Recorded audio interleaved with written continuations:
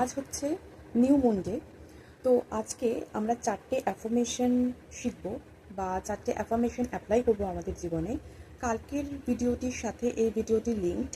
তো কালকের ভিডিওটি যারা পুরোটা দেখেছেন তারা জানবেন যে এই অ্যাফার্মেশনগুলো পার্টিকুলারলি আমি কেন বলছি।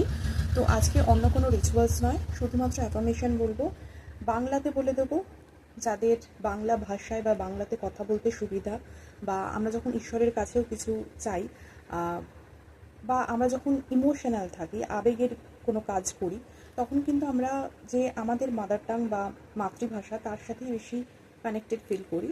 তো সে কারণে বাংলাতে বলে দেবো, এবং ইংলিশ ফর অল, যারা অন্যান্য ল্যাঙ্গুয়েজের হিন্দি বা অন্যান্য আদার্স ল্যাঙ্গুয়েজ যারা বুঝবেন, যারা বাংলাটা ফিল করতে পারবেন না, বুঝবেন না, তাদের জন্য আমি ইংলিশেও বলে দেবো।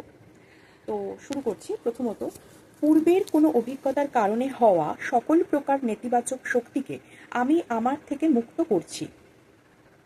পূর্বের কোনো অভিজ্ঞতার কারণে হওয়া সকল প্রকার নেতিবাচক শক্তিকে আমি আমার থেকে মুক্ত করছি। এটা হলো 1 নম্বর। আপনারা লিখে নিতে পারেন, তাহলে মনে থাকবে। আর এটা লেখা প্র্যাকটিসও করতে পারেন, মানে প্রত্যেকটা অ্যাফার্মেশন আপনারা যদি 11 বার করে অ্যাফার্ম করেন, 11 বার যদি লাল রঙের পেন দিয়ে লেখেন, লাল কালির পেন দিয়ে, তাহলেও কিন্তু খুব ভালো রেজাল্ট হবে। 2 নম্বর, সেই সকল অভিজ্ঞতার কারণে আমি যদি কোনো বিষাক্ত উপসংহার স্থাপন করে রেখেছি আমার জীবনে, সেই সকল কিছুকে আমি মুক্ত করছি। সেই সকল অভিজ্ঞতার কারণে আমি যদি কোনো বিষাক্ত উপসংহার স্থাপন করে রেখেছি আমার জীবনে, সেই সকল কিছুকে আমি মুক্ত করছি। 3য় বাক্য, সেই সকল ঘটনার উপর ভিত্তি করে নিজেকে শক্তিহীন বা অন্যান্য কঠিন মনোভাব থেকে মুক্ত করছি। সেই সকল ঘটনার উপর ভিত্তি করে নিজেকে শক্তিহীন বা অন্যান্য কঠিন মনোভাব থেকে মুক্ত করছি। লাস্ট সেন্টেন্স, 4র্থ বাক্য হচ্ছে, এখন থেকে আমি স্বাধীনতা এবং স্বাধীন চেতনাকে নির্বাচিত করলাম। প্রতিদিন আমার জীবনে নতুন আলো, ঘটনার উন্নতি এবং ভালোবাসা নিয়ে আসবে। এখন থেকে আমি স্বাধীনতা এবং স্বাধীন চেতনাকে নির্বাচিত করলাম। প্রতিদিন আমার জীবনে নতুন আলো, ঘটনার উন্নতি এবং ভালোবাসা নিয়ে আসবে। এই 4টি বাক্যকে যদি আমরা একসাথে করি, তাহলে এটি এরকম দাঁড়াবে যে, পূর্বের কোনো অভিজ্ঞতার কারণে হওয়া সকল প্রকার নেতিবাচক শক্তিকে আমি আমার থেকে মুক্ত করছি। সেই সকল অভিজ্ঞতার কারণে আমি যদি কোনো বিষাক্ত উপসংহার স্থাপন করেছি, সেই সকল কিছুকে আমি মুক্ত করছি। সেই সকল ঘটনার উপর ভিত্তি করে নিজেকে শক্তিহীন বা অন্যান্য কঠিন মনোভাব থেকে মুক্ত করছি। এখন থেকে আমি স্বাধীনতা এবং স্বাধীন চেতনাকে নির্বাচিত করলাম। প্রতিদিন আমার জীবনে নতুন আলো, ঘটনার উন্নতি এবং ভালোবাসা নিয়ে আসবে।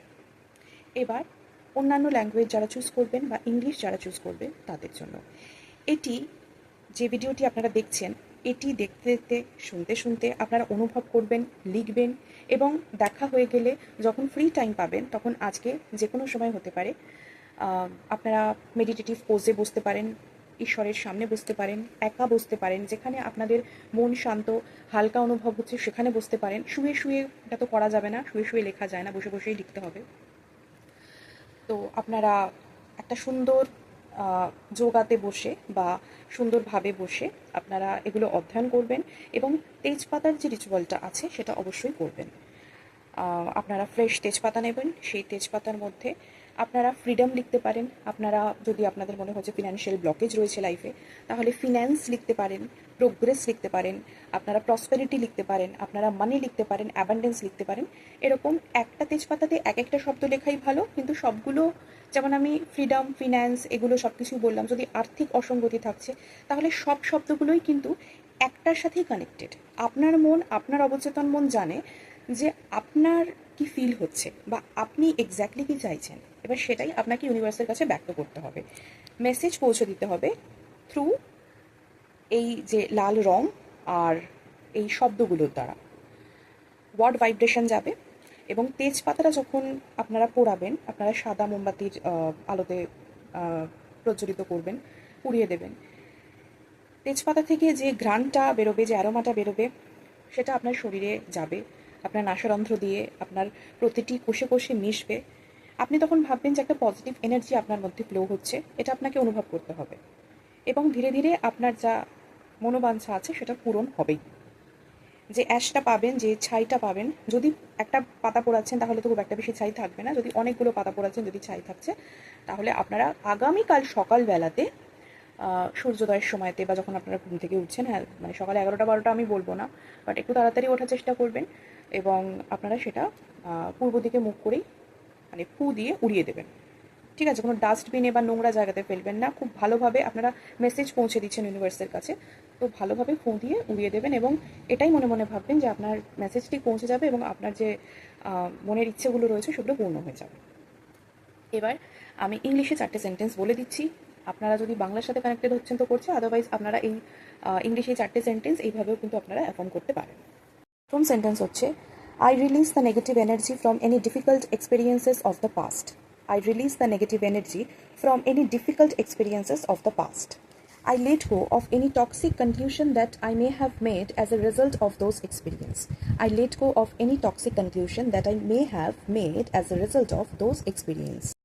I release feelings of powerlessness or any other negative feelings based on those events.